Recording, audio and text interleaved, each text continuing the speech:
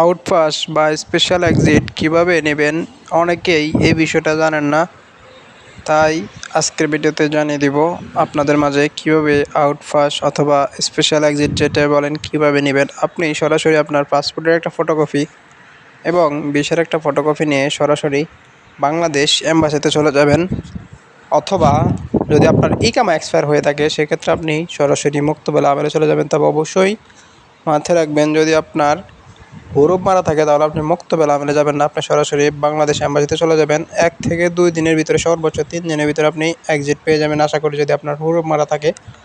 আর যদি আপনার ইকামা এক্সপায়ার হয়ে থাকে সেক্ষেত্রে আপনি বাংলাদেশ এম্বাসিতে যান অথবা মুক্তবেলা আমেলে যান। বাংলাদেশ এম্বাসিতে গেলে সর্বনিম্ন 1 মাস, সর্বোচ্চ 3 মাস বা 6 মাসও লেগে যেতে পারে, সঠিক বলা যাচ্ছে না। যদি মুক্তবেলা আমেলের মাধ্যমে যান তাহলে সর্বোচ্চ 1 মাসের ভিতরে আশা করি আপনার স্পেশাল এক্সিটটি হাতে পেয়ে যাবেন। ধন্যবাদ।